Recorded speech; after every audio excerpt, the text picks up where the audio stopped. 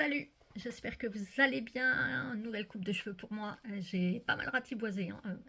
Il y a eu au moins 10 centimètres et c'est très bien. Un petit peu court pour mon homme, mais c'est pas grave, ça pousse très vite chez moi. Je vais vous parler d'un roman, d'une nouvelle et de deux graphiques. J'ai un manga aussi, mais comme c'est une suite, c'est pas simple d'en parler. Et puis j'en avais déjà parlé, je pense. Alors Vlogmas numéro, comme je n'ai pas été régulière, 9 je pense. Je sais même pas si on peut appeler ça un Vlogmas. J'ai pas décoré ma bibliothèque, j'ai le sapin dans la salle, mais normal. Ouais, je vous ai parlé de mes lectures, etc. Et j'ai pas de calendrier, je n'en aurai jamais. Euh, et c'est plutôt bien, chacun son truc, chacun sa sauce. Euh, Moi j'ai décidé de pas aller au-delà de certaines choses, hein, et de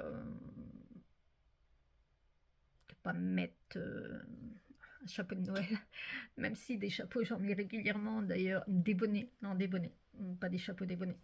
Et d'ailleurs, même dans la maison j'en ai toujours un.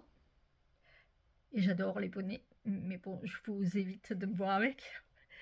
Sinon, je vais vous parler d'un livre. Je sais pas si on peut dire que c'est un deuxième tome, mais dans tous les cas, on retrouve les personnages principaux.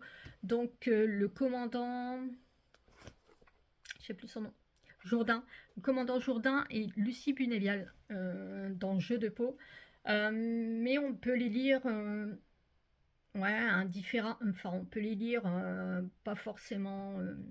On n'est pas obligé de lire Jeu de peau pour comprendre Bestial, même si bah, il y a des références quand même à Jeu de peau. Moi, Jeu de peau, ça a été une claque monumentale, ça a été quelque chose de... Enfin, pour moi, c'était la première fois que je voyais que j'ai lu une telle thématique. Sur celui-ci, je vais tomber. Sur celui-ci, on va parler d'enlèvement de 2017 à 2020 ou 2019. On parle d'enlèvement de gamines jamais retrouvées, des gamines de 12 ans. C'est un livre que je lis avec mon petit frère. Enfin, j'ai terminé lui là encore. Et qui est plutôt flippant. C'est le kidnapping de gamines de 12 ans. Donc pour lui c'est plus qu'anxiogène, mais c'est Anouk Schutterberg, même si elle nous en rajoute, même si on va au-delà des limites, même si on part dans le dark web, même si c'est de la noirceur humaine, c'est les abîmes du mal, c'est des choses qu'on ne peut pas imaginer nous. Mais en fait j'ai trouvé ça quand même tellement, tellement réaliste, tellement... Enfin l'homme est tellement vicieux, tellement cruel. Ouais, alors ça te prend en tripes, hein, c'est quelque chose ouais, qui te remue, c'est une alternance de temporalité. Tu as 2007, tu as 2020, tu as les gamines enlevées qui parlent aussi. Et c'est ça en fait qui rend ce livre hyper addictif et en même temps, au fur et à mesure, ben, tu as la tension qui monte et c'est angoissant. Et ouais, elle va déchiqueter, elle va pousser au scalpel pour aller dans les tréfonds de la nature humaine.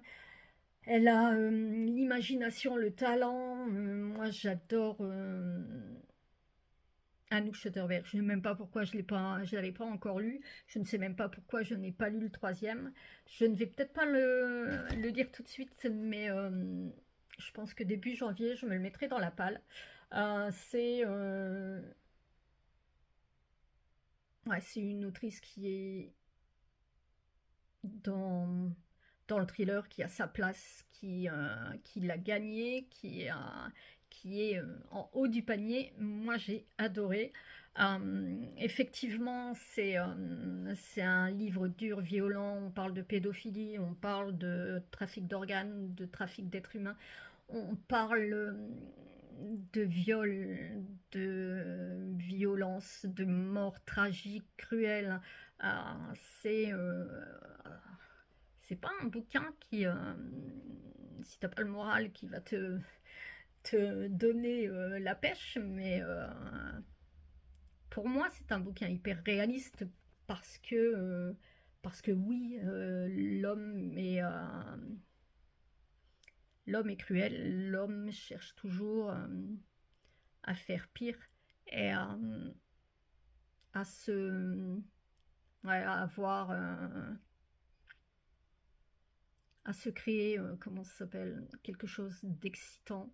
Il va toujours plus loin et c'est totalement flippant, c'est un monde de dingue. Ouais, moi j'ai beaucoup aimé ce livre, mais effectivement, lu, adoré, mais attention, c'est hyper angoissant. Ensuite, j'ai lu, enfin, j'ai commencé hier soir, j'ai lu Primo Levi, le dernier Noël de guerre. Donc, ce sont des nouvelles, des textes de Primo Levi qui sont écrits. C'est des textes qui ont été, comment ça s'appelle, qui ont été édités après sa mort. Il s'est suicidé en 87. Enfin, il se serait suicidé en 87, il se serait jeté dans sa cage d'escalier. Maintenant, on ne sait pas trop, mais c'était quelqu'un de dépressif. Et dans, dans ces nouvelles, il y a un sentiment d'étrangeté que l'écrivain ressent par rapport au monde qui l'entoure. Il y a des textes qui marque Primo Levi est un homme qui a marqué l'histoire, qui est un témoin capital de l'histoire. Il occupe une place prééminente parmi les créateurs de son temps. C'est c'est parfois des nouvelles très réalistes et puis très autobiographiques. C'est quelque chose de... Ce sont des nouvelles, ouais, qui parfois relatent le mal-être de l'auteur, relatent ce qu'il a vécu. Et, euh, et c'est vachement prenant et on se dit, ouais, plus jamais ça. Mais c'est pas le cas. Il suffit de regarder l'actualité. C'est à lire, ouais, moi j'aimais beaucoup aimer ces courts textes, ces petites nouvelles, qui parfois sont un peu loufoques, mais qui ont toujours une signification. C'est un livre qu'il faut absolument, mais absolument lire et pour aussi ne pas oublier. Donc Primo Levi, c'est chez Pocket, Bestial aussi, c'est chez Pocket. Et j'ai lu également chez Grand Angle Le tombeau des chasseurs. Donc c'est le sacrifice des chasseurs alpins. C'est la guerre 14-18 pendant la Première Guerre mondiale. Donc il y a Antoine Granet a toujours eu peur du loup et plus tard de l'allemand, du prussien, du Boche. Lorsqu'il arrive sur le front, incorporé dans un bataillon de chasseurs alpins, Antoine sait qu'il devra affronter sa peur. En juillet 1915, il participe à la terrible bataille du Linge. Confronté à l'horreur de la guerre et à toute son absurdité, comment trouvera-t-il la force de survivre? L'ennemi, ce loup effrayant, est-il vraiment celui qu'il croit? Alors, voilà, j'ai beaucoup aimé aussi le graphisme là qui montre le froid, la peur, l'horreur et puis ouais, ce sentiment de eh ben on risque de mourir demain ou tout à l'heure. Ils ont toujours la peur au ventre. Pour eux, ouais, pour les soldats, pour les chasseurs alpins et pour d'autres soldats, en face, ce sont le loup. Ce sont des gens qu'il faut haïr, sauf que sur ces terrains, ce sont tous des jeunes qui se ressemblent, qui n'ont que la nationalité de différents. Et ce sont des gamins qui auraient pu être amis si la guerre n'avait pas éclaté. C'est des gamins pour qui il est difficile, pour qui c'est... en fait, c'est une ignominie, cette guerre, il y a eu tellement de morts, c'est une boucherie, c'est une guerre où chacun partage sa faim, sa soif, sa peur, son horreur, la peur de mourir, la peur de l'autre. C'est une guerre qui est absurde. Toutes les guerres sont absurdes. Et moi, cette bataille de 14-18, cette bataille du linge, donc en Alsace, je ne connaissais pas, j'ai appris ici. Et ouais, ça parle de guerre, ça parle de mort et de toute l'absurdité de la guerre. C'est quelque chose de... On se dit plus jamais ça, mais ça recommence. Et je trouve que Victor Lapointe ouais, il a eu raison de reprendre parce qu'il a été édité une première fois. Il a eu raison de le reprendre, de le rééditer, d'en parler. Et il n'y a plus de poilus. Donc c'est à nous aussi de dire le message, de dire que en fait ces jeunes ont été ouais, ils sont morts, c'était une boucherie, ils savaient qu'ils allaient y rester. Et ouais, c'est vraiment prenant, vraiment douloureux. Et de savoir que l'un et l'autre, l'ennemi et en fait se ressemblent et partager les mêmes sensations, les mêmes émotions, et que les généraux ont monté les uns contre les autres. Et c'est vraiment quelque chose de difficile. Donc moi j'ai beaucoup aimé ce sacrifice des chasseurs alpins, cette bataille du linge, ces chasseurs alpins avec ces galettes enfin, le béret qui est une galette, et bien reconnaissable des chasseurs alpins. Et je trouvais ça très chouette. Et qu'il fallait en parler. Et il faut toujours en parler. Tout comme Grand Angle a sorti aussi Héros de guerre. Alors il a remis... Non, il n'a pas mis au goût du jour, mais donc là c'est Julien Hervieux et Eric Stallner chez Grand Angle. Ils ont Albert Roche, je pense. Ouais, voilà, ça sera mieux. Albert Roche, en fait, c'est un nom qui ne nous dit rien, et pourtant il est l'un des plus grands héros de la Première Guerre mondiale. En 1914, alors que tous les hommes sont appelés au front, Albert Roche, petit paysan vosgien et réformé, jugé trop chétif par les médecins militaires, pourtant le jeune chasseur alpin souhaite se battre et rejoindre ses camarades sur le champ de bataille. Grâce à sa détermination et aussi un peu à son insolence, il est envoyé en première ligne. Au milieu des combats sanglants, le jeune homme enchaîne les exploits et en 1918, le bilan est époustouflant. Albert Roche a été blessé 9 fois et il a fait prisonnier 1180 prisonniers allemands et en 3 ans de guerre. C'est un héros hors du commun et pourtant c'est un héros qui fut oublié. Au niveau du graphisme, j'ai beaucoup aimé, pareil, hein, on voit le froid, la peur, on voit le sang, tout ce sang versé, et il n'y a pas de répit. Alors les gamins se battent dans le bruit, la fureur, les cris, la peur et le sang partout, que ce soit d'un côté ou de l'autre. Et dans les yeux des soldats, on voit cette peur qui les rassemble.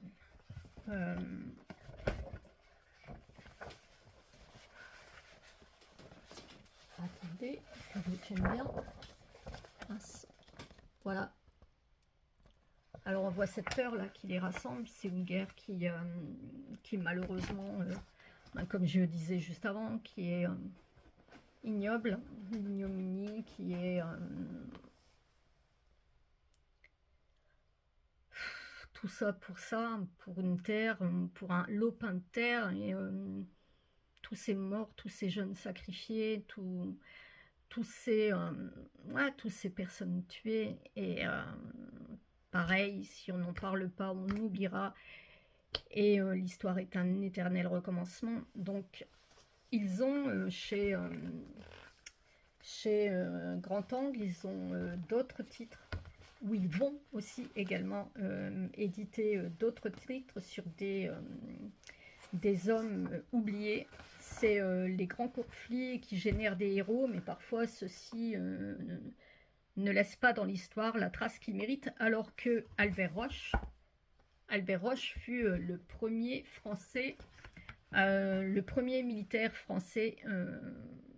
C'est le général Foch qui a dit que Albert Roche était le premier militaire français. En fait, il s'est battu pour son pays, il s'est battu pour sa patrie, il a aidé